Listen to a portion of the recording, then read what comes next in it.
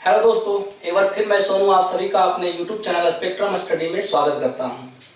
दोस्तों, आज हम लोग प्रकाश चैप्टर का अगला भाग लेकर आया हूं और इसमें हम लोग पढ़ने वाले हैं समतल दर्पण द्वारा प्रतिबिंब का बनना।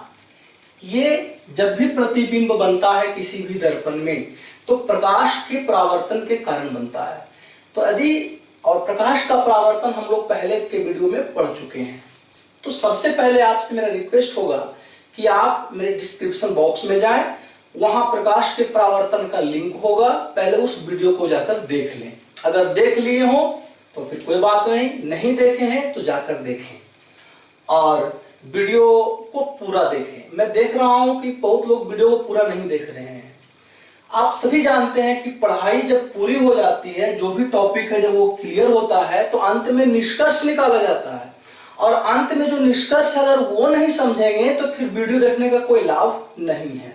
तो वीडियो को अंत तक देखें, तब आपको टॉपिक अच्छी तरह से समझ में आएगा। यकीन मानिए, एक बार देखने के बाद फिर भूलने वाले नहीं हैं आप, इतनी सरल व्याख्या होती है। तो आइए शुरू करते हैं। सबसे पहले समतल द्वारा प्रतिबिंब का बनना। मैं यहां एक दर्पण बना रखा हूं। इस दर्पण का नाम आपका है MN, ठीक है। अब इस दर्पण के समानांतर एक स्रोत रखा हुआ है, प्रकाश स्रोत AB, जो H ऊंचाई का है, ठीक है। अब क्या होगा, चूंकि ये दर्पण है, इधर पॉलिश किया हुआ सतह है और इधर परावर्तित सतह है, इधर से प्रकाश का परावर्तन होगा। तो इसके सामने रखे हैं, लिखे हैं कि माना कि H ऊंचाई का एक प्रकाश स्रोत AB दर्पण MN के समानांतर U दूरी पर, यहां से यहां की दूरी कितना है, U, दर्पण के आगे रखा हुआ है। अब क्या होगा, अब देखिए क्या होगा, प्रकाश का परावर्तन करवाएंगे और क्या होगा, कैसे होगा तो समझिए। सबसे पहले ये प्रकाश स्रोत है, तो यहां के हर एक बिंदु से प्रकाश की किरणें आगे बढ़ेंगी दर्पण की ओर, बिल्कुल बढ़ेंगी। तो एक बढ़ाता हूं मैं जो आपका लंबवत पड़ेगा दर्पण पर, ठीक है। अब जब दर्पण पर लंबवत किरण पड़ेगी तब क्या होगा, वह उसी पथ से परावर्तित हो जाएगी। प्रकाश के परावर्तन में पढ़ा है आपने कि जब अभिलंब और आपतित किरण दोनों एक ही रेखा पर अभिलंब आच्छादित हो तो परावर्तित भी उसी रेखा पर हो जाती है। तो ये अभिलंब है, लंबवत मैंने दिखाया, तो लंबवत में आपका आपतन कोण और अभिलंब के बीच 0 डिग्री बना, तो परावर्तन भी तो 0 डिग्री पर होगा, यानी उसी रास्ते से हो जाएगी। और एक परावर्तन मैं करवाता हूं पहले लंबवत, तब ये भी क्या होगा, ये भी इसी दिशा में, जैसे यहां हुआ वही घटना यहां घटेगा। और एक परावर्तन हम यहां से करवाते हैं, ये आपतित हो गया और ये हो गया आपका परावर्तन।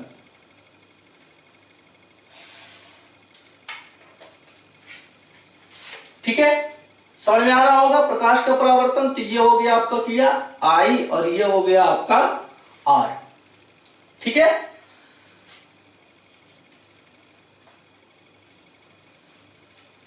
अब क्या करेंगे, ये जो परावर्तन हुआ और यहां जो हुआ, दोनों को हम आगे बढ़ाते हैं।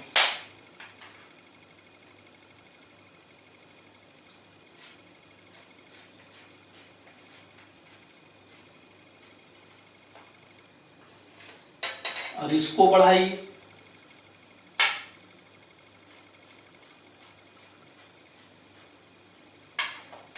ये दोनों यहां पर जाकर मिल गया और इसे हम कहेंगे A'।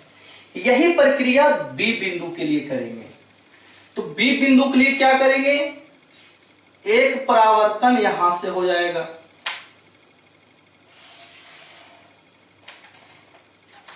और इसका हम आगे बढ़ा लेते हैं।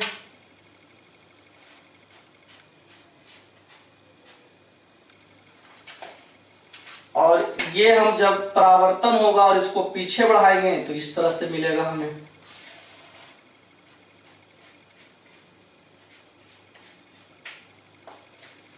ठीक है, ये दोनों को मिलाइए।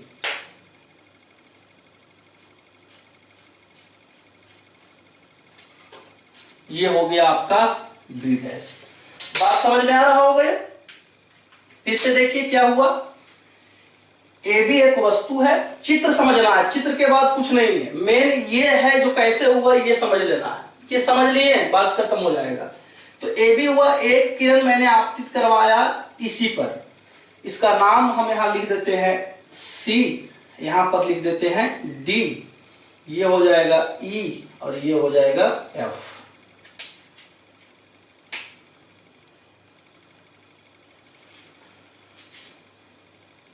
ठीक है, तो ये लंबवत पड़ा तो उसी पथ से परावर्तित हो गया, यहां भी लंबवत था और अभिलंब तो यही है, इसी पथ से ये भी परावर्तित हो गया। यहां से एक आपतित किरण यहां लाया डी बिंदु पर, जो डीई पथ से परावर्तित हो गई। अब डीई और एसी को जब मिलाया पीछे की ओर तो वह ए के पास, ए डैश के पास मिला। अब इसी तरह से बी के लिए किया कि एक आपतित किरण अभिलंब पर ही डाला तो वह उसी पथ से परावर्तित हो गया, और एक यहां पे डाला तो वह जो है पीएफ पथ से परावर्तित हो गया। पीएफ और बीडी दोनों को जब हम पीछे मिलाया तो वह बी डैश पर बना। तो ए डैश ए का प्रतिबिंब हुआ, बी डैश बी का प्रतिबिंब हुआ। अब देखना है कि क्या ये और ये बराबर है कि नहीं। क्लियर, समझ में आया ये? अब इसी को हम यहां लिखेंगे ठीक है, जो घटना यहां घटा मैंने वहां लिख दिया। क्या हुआ कि एसी आपतित किरण दर्पण एमएन पर लंबवत आपतित होती है और उसी पथ से परावर्तित हो जाती है। देख रहे हो आप, लंबवत आपतित हुई और उसी पथ से परावर्तित हो गई। जबकि एक आपतित किरण एडी आपतित होकर डी पथ से परावर्तित हो गई। जब दोनों को बढ़ाया तो वह ए डैश पर मिली दोनों किरणें, और ये ए डैश ए का प्रतिबिंब, आभासी प्रतिबिंब हुआ। तो जो प्रक्रिया ए के साथ हुआ आप देख रहे हो, वही प्रक्रिया बी के साथ भी है। तो बी का आभासी प्रतिबिंब क्या बना? बी डैश बना। अब लिखेंगे चूंकि आप देख रहे होंगे ए सी बराबर ए डैश सी, ए सी बराबर ए डैश सी, तथा ये ए सी जो लंब है वो किस पर है? एमएन पर है। एमएन है, इस पर लंब है। उसी प्रकार इसको देखिए, बीडी बराबर बी डैश बी, और ये बीडी भी लंब किस पर है? एमएन पर है। और ए बी समांतर किसका है? एमएन का। और जब ए बी समांतर एमएन का है तो यह भी तो समांतर हो जाएगा एमएन का, नहीं होगा?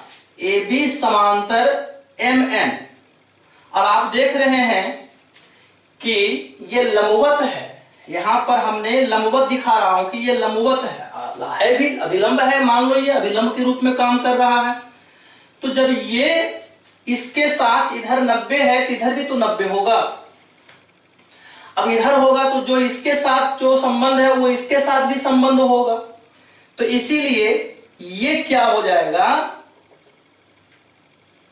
ए B A dash B dash एक आयत तो होगा। इसलिए जब आयत हो जाएगा तो ए बी बराबर क्या हो जाएगा? ए डैश बी डैश हो जाएगा। समझिए, ये 90 डिग्री, तो ये भी तो 90 डिग्री होगा। कहीं पे भी आप इस तरह से देख लीजिए, और यहां है और ये 90 डिग्री है, सॉरी यहां 90 डिग्री बताया गया है। तो आप जानते हैं ये आपका इस तरह से है, तो जब ये 90 डिग्री तो ये भी तो 90 डिग्री होगा। अब जब इधर 90 तो इधर भी 90, तो यहाँ पर ये 90 और ये 90 बना, क्योंकि रैखिक युग्म कितना होता है 180 डिग्री के बराबर होता है, तो ये दोनों 90 डिग्री हुआ। तो ये और ये समांतर है, तो ये और ये भी समांतर हो जाएंगे, तो फिर यहाँ पे भी 90 डिग्री बन जाएगा।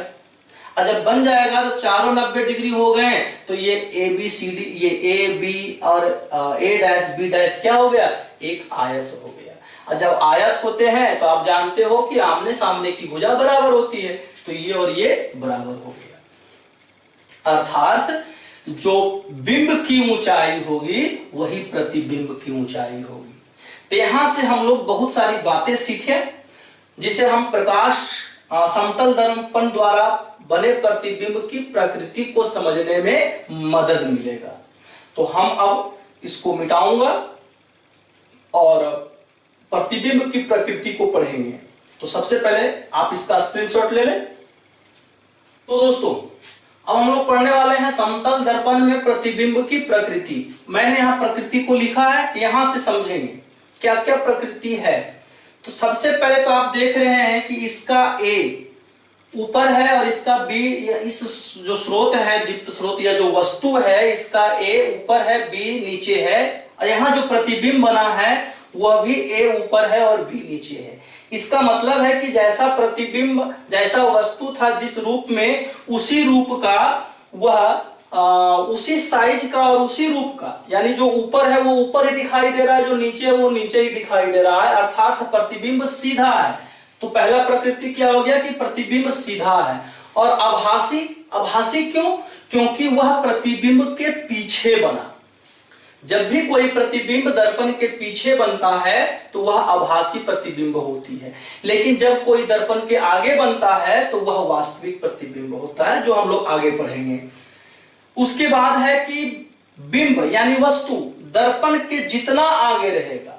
एक दर्पण लीजिए और मान लो ये दर्पण है आपका, वस्तु जितना आगे रहेगा जो प्रतिबिंब होगा वह उतना ही पीछे बनेगा। मान लो ये यू दूरी से आगे है तो यू दूरी के पीछे बन रहा है समतल दर्पण में प्रतिबिंब। आप जो चेहरा देखते हो, आप अपने घर में जो आईना है वहां खड़ा होकर महसूस कीजिए। आप जितना आईने के नजदीक आओगे वो भी लगेगा अंदर से प्रतिबिंब भी उतना नजदीक आते जा रहा है। जितना आप आगे बढ़ोगे दर्पण के, उतना जो है सो वो पीछे खिसकते चला जाएगा। ये नेचुरल घटना है, या आप महसूस कर सकते हैं, देख सकते हैं। तीसरा है कि प्रतिबिंब का आकार बिंब के आकार के बराबर होता है। जितनी बड़ी वस्तु दिखाई पड़ेगी, प्रतिबिंब भी उतना ही बड़ा दिखाई पड़ेगा। आप फिर से आईने के पास खड़े हुए, समतल दर्पण के सामने खड़े होइए और आप देखिए अपने शरीर को और उस प्रतिबिंब में देखिए, आपको लगेगा कि बस हूबहू हम अंदर घुस गए हैं, है ना? लगेगा कि एक और कोई अंदर में है। तो साइज बिंब और प्रतिबिंब का बराबर होता है। चौथा है कि प्रतिबिंब में पार्श्व उत्क्रमण होता है। पार्श्व उत्क्रमण क्या होता है कि जब आपका लेफ्ट दर्पण में बने प्रतिबिंब में राइट दिखे, यानी जब आपका दायां भाग प्रतिबिंब में बायां दिखाई पड़े और जब आपका बायां भाग प्रतिबिंब में दायां भाग दिखाई पड़े, तो यह घटना पार्श्व उत्क्रमण होता है। यह समतल दर्पण में होता है। आप अपना दर्पण के सामने खड़े हो जाइए और आप अपना दायां हाथ उठाइए, आपको ऐसा लगेगा कि उधर से बायां हाथ खड़ा हुआ है, प्रतिबिंब में बायां हाथ खड़ा हुआ है। तो ये घटना पार्श्व उत्क्रमण है। आप वहां आर लिखोगे इस प्रकार से, तो दर्पण में आपको इस प्रकार से दिखाई पड़ेगा। ये घटना क्या कहलाता है? पार्श्व उत्क्रमण कहलाता है। और अभी लास्ट में मैं अभी जो बता चुका हूं कि प्रतिबिंब को पर्दे पर नहीं उतार सकते हैं। पर्दा, जैसे आप पिक्चर देखते होंगे, हॉल वगैरह जाते होंगे, तो वहां आप देखते होंगे कि पर्दे पर पिक्चर दिखाया जाता है, तो वो पर्दे पर उतारा जा रहा है, तो वहां जो प्रतिबिंब है वो वास्तविक है। और इसे हम पर्दे पर नहीं उतार सकते हैं, क्योंकि ये दर्पण के पीछे है ना, दर्पण से हम बाहर तो नहीं निकाल सकते हैं उसे। तो इसलिए इस प्रतिबिंब को हम पर्दे पर नहीं उतार सकते हैं। और एक बात मैं बता देता हूं कि जिस प्रतिबिंब को पर्दे पर नहीं उतार सकते हैं वो आभासी होता है, और जिस प्रतिबिंब को आप पर्दे पर उतार सकते हैं वह वास्तविक होगा। तो ये था समतल दर्पण में बने प्रतिबिंब की प्रकृति। इसको अच्छी तरह से समझ लीजिए। आशा करता हूं कि आपको ये टॉपिक बहुत पसंद आया होगा। अगर पसंद आया है तो लाइक कीजिए, शेयर कीजिए, सब्सक्राइब कीजिए और बेल आइकन को प्रेस कीजिए। और हाँ, वीडियो को पूरा देखें। निष्कर्ष अभी देखिए कितना अच्छा निष्कर्ष निकला कि इस को देखते हुए हमने समतल दर्पण में बने प्रतिबिंब की प्रकृति को समझा। तो ये हमारा निष्कर्ष हुआ और इसे समझना बहुत जरूरी था। ठीक है, तो अब हम लोग मिलेंगे अब अगले सीरीज में दर्पण, गोलीय दर्पण के बारे में पढ़ेंगे, जो कि मैट्रिक बोर्ड में वहां से हमेशा प्रश्न आता है, तो उसे हम पढ़ेंगे। तब तक के लिए दैट्स ऑल गाइस।